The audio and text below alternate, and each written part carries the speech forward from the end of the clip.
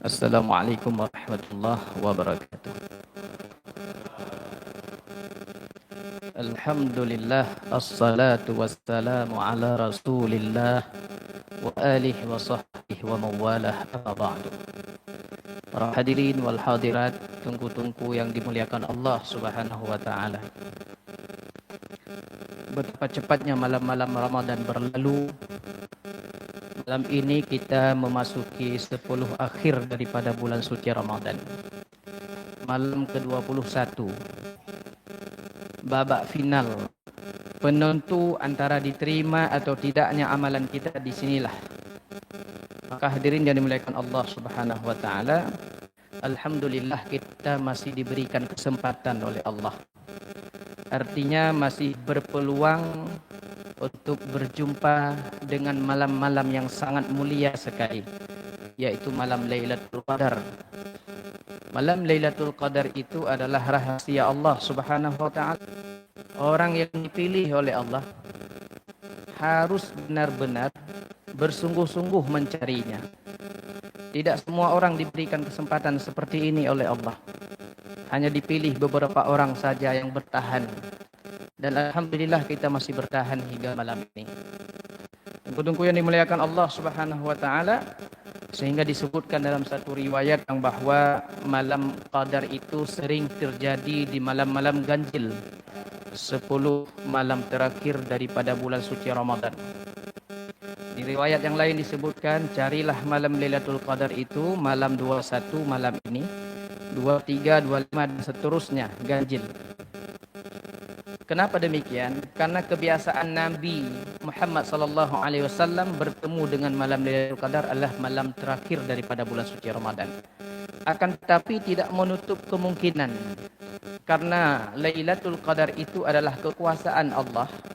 Hak Allah kapan ingin memberikan, tidak tertutup kemungkinan bisa saja terjadi malam genap, malam 22, malam 24, malam 26, tidak tertutup kemungkinan. Maka di 10 hari terakhir ini kita fokus betul kepada Allah Subhanahu wa taala. Jangan tinggal satu malam pun. Ambil kesempatan yang Allah berikan ini. Semoga semuanya kita dimudahkan segala urusan oleh Allah Subhanahu wa taala. Malam Lailatul Qadar itu, kalau kita diberikan anugerah oleh Allah, benar-benar bertemu dengan malam Lailatul Qadar, maka segala bentuk amal baik kita yang sifatnya ibadah kepada Allah dihitung seperti kita ibadah 1000 bulan. Kalau dikonversikan itu 85 bulan, 85 tahun lamanya. Misalnya malam itu, malam ini misalnya, setelah tarawih kita sempatkan baca Al-Quran, satu huruf saja kita baca. Kalau Allah takdirkan malam ini Lailatul Qadar, kita sempat membaca satu huruf Al-Quran, Nun. Sama seperti kita sudah mengulang bacaan Nun itu 85 tahun lamanya. Itu belum lagi kita istighfar, itu belum lagi kita memohon permohonan doa kepada Allah Subhanahu wa taala. Belum lagi dihitung sedekah kita pada malam itu. Ini hal yang luar biasa yang tidak kita dapatkan di luar daripada bulan suci Ramadan, dan setahun hanya sekali. Kemudian menurut Imam Al-Qurtubi, dalam tafsir Al-Qurtubi, beliau menjelaskan dalam satu surat Ad-Dukhan ayat 4, katanya fiha yufraku kullu amrin hakim. Pada malam itu dijelaskan segala urusan yang penuh hikmah. Maksudnya, malam Lailatul Qadar itu adalah malam penentuan takdir kita selama setahun ke depan. Bagaimana nasib kita setahun yang akan datang sampai bertemu dengan malam Qadar berikutnya, itu diputuskan di malam Qadar. Allah memerintahkan malaikat untuk mengurus keperluan manusia selama setahun ke depan. Siapa yang lahir ke dunia, siapa yang akan meninggal, siapa yang sakit, siapa yang diberikan rezeki oleh Allah, siapa yang disempitkan hidupnya oleh Allah, siapa yang dapat musibah, itu ditentukan di malam Lailatul Qadar. Itu dijelaskan oleh Imam Al-Qurtubi dalam memberikan penjelasan tentang surat Ad-Dukhan ayat 4 ini. Hadirin yang dimuliakan Allah Subhanahu wa taala, karena waktu yang sangat singkat, pada malam Lailatul Qadar itu, dalam hadis yang diriwayatkan oleh Ibnu Abbas, berkata Rasulullah sallallahu alaihi wasallam, pada malam Qadar sebagaimana terungkap dalam surat Al-Qadar ayat 1 sampai 5, seluruh para malaikat itu turun ke dunia. Seluruh, tanpa tersisa satu malaikat pun. Seluruh malaikat Allah takdirkan turun ke dunia ini sambil mengucapkan salam kepada umat Nabi Muhammad sallallahu alaihi wasallam, di mana malaikat itu dipimpin oleh Ar-Ruh. Siapa Ar-Ruh itu? Malaikat Jibril, ketuanya para malaikat. Pada saat itu seluruh malaikat itu datang ke rumah-rumah orang mukmin. Rejak sawa rumah hutanya. Lalu mereka menyalami kita. Kalau kita sempat disalam oleh malaikat pada malam Lailatul Qadar, dipastikan hidup kita dunia dan akhirat bahagia. Barakah hidup kita. Dimudahkan segala urusan Allah. Diampuni dosa-dosa oleh Allah Subhanahu wa taala. Malaikat itu dari malam hingga terbitnya fajar. Setelah malaikat itu menyalami kita semua, lalu mengaminkan setiap doa yang kita bacakan pada malam Lailatul Qadar itu. Subhanallah, apapun yang kita minta selama itu baik, selama itu menjadi kebutuhan kita, diterima oleh Allah, diaminkan oleh para malaikat Allah. Hadirin yang dimuliakan Allah Subhanahu wa taala. Lalu kemudian malaikat itu datang kepada kita dan disuruh oleh malaikat Jibril di hadapan seluruh para malaikat. Wahai seluruh para malaikat, sungguh, kata malaikat Jibril, sungguh pada malam ini Allah Subhanahu wa taala memandang umat Muhammad dengan pandangan cinta dan kasih.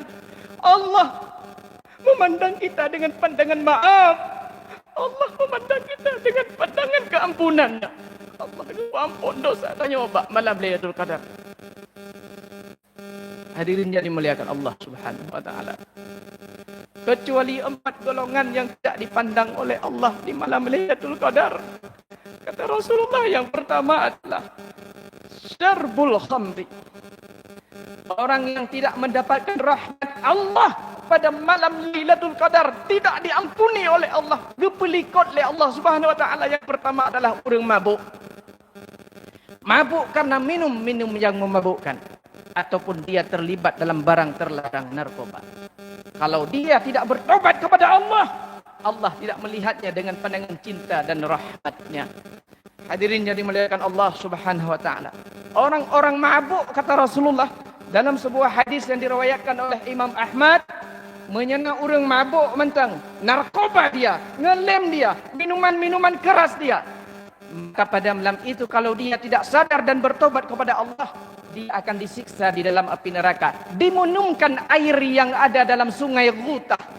Ditanya oleh sahabat, ya Rasulullah, apa air sungai Ghutah itu? Maka Rasulullah menjawab, air sungai Ghutah itu adalah air yang mengalir dari kemaluan para pelacur, yang membuat seisi neraka bau, tidak sanggup menahan ciumannya.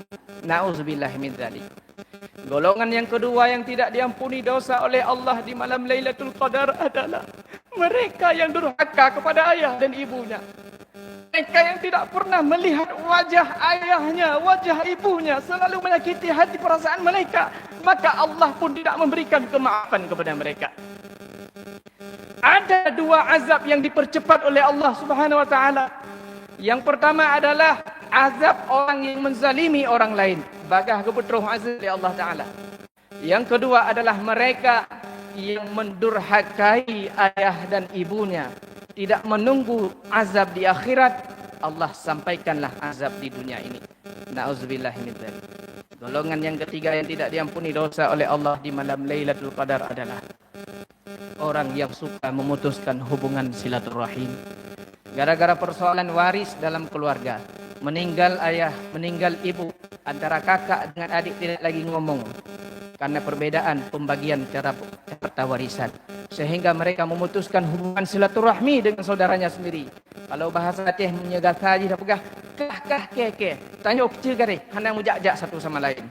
Orang-orang yang seperti itu dan belum sempat meminta maaf kepada saudaranya, baik itu saudara kandung atau saudara seiman dan seislam, tidak dipandang oleh Allah dengan pandangan cinta dan rahmat di malam Lailatul Qadar.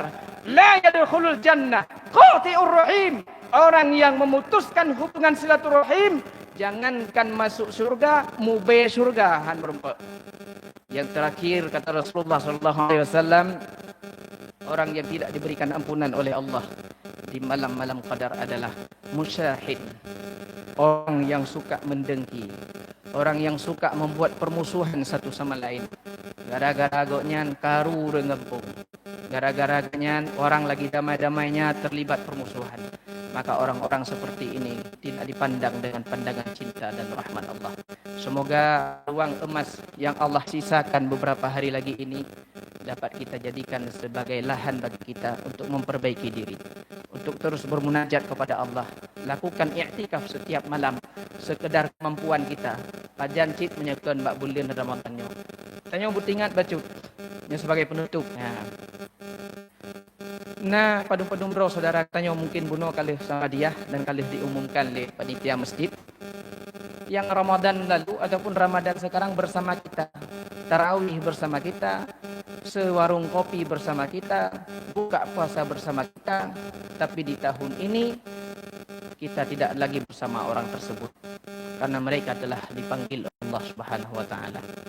Giliran itu akan kita rasakan ke depan. Maka jadikan Ramadan ini sebagai Ramadan terakhir kita. Kita benar-benar fokus kepada Allah Subhanahu wa taala. Demikianlah yang dapat ulun tuan sampaikan. Terima kasih atas segala perhatiannya.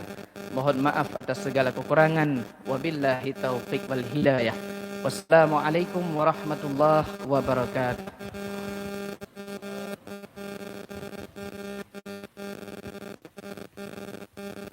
الصلاة التراويح رحمكم الله. لا إله إلا الله وحده لا شريك له، له الملك وله الحمد يحيي ويميت وهو على كل شيء قدير. اللهم صل على سيدنا محمد صلى الله عليه وسلم.